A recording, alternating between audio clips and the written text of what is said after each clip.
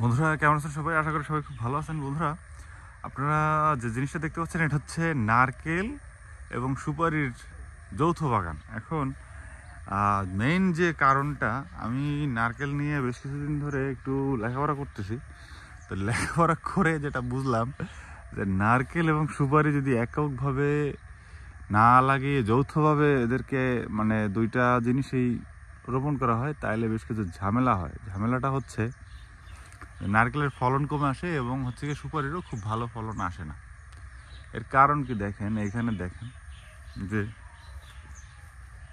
নারকেল রোপণ করা হয়েছে খুবই মানে নারকেল এবং সুপারি খুবই হাই ডেন্সিটিতে।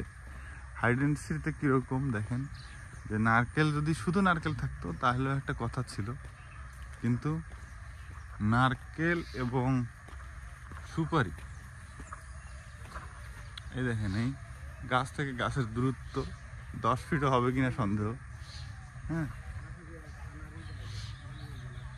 তারপরে সাথে হচ্ছে গিয়ে আপনার সুপারি লাগাইছে। দেখেন কতটা ঘন জায়গা।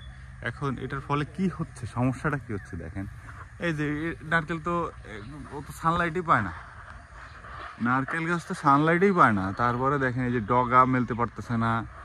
তারপরে হচ্ছে গিয়ে পুষ্টির সমস্যার থেকে মেইনলি হচ্ছে গিয়ে সূর্য আলোকের মাধ্যমে তো খাবারটা পাবে, সেই খাবারটাই তো তৈরি করতে পারতেছে না। এই দেখেন এই গাছ থেকে এই গাছের দূরত্ব কত হবে? 6 ফিট হবে।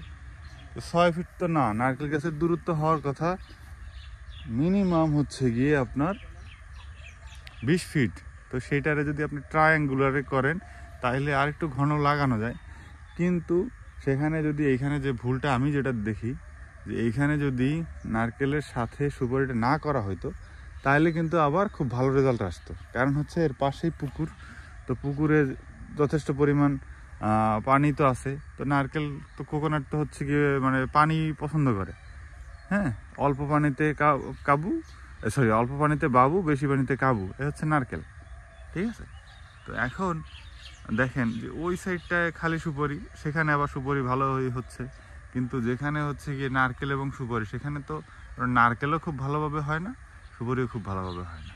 তাইলে আমার এই যে এরকম জঞ্জাল তৈরি করার তো কোনো মানে নেই, তাই না? তাহলে আপনারা যারা হচ্ছে গিয়ে নারকেল করবেন অবশ্যই এই বিষয়গুলো কিন্তু লক্ষ্য রাখবেন, যে আসলে গাছ থেকে গাছের দূরত্ব কত, সেখানে প্রি প্ল্যানিং করবেন। প্রি প্ল্যানিং না করে কিন্তু নারকেল বাগান করা যাবে না।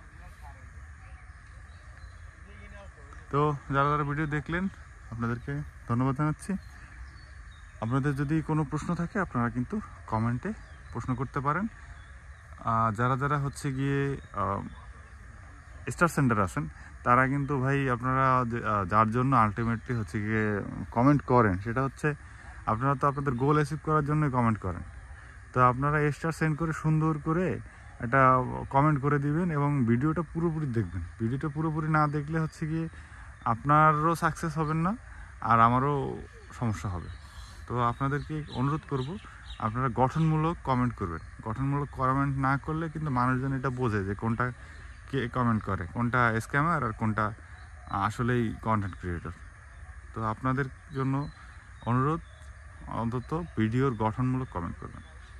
তো যে যেখান থেকে দেখলেন ভালো থাকবেন, সুস্থ থাকবেন, অবশ্যই মানুষের পাশে থাকবেন, সবুজের সাথে থাকবেন। ধন্যবাদ।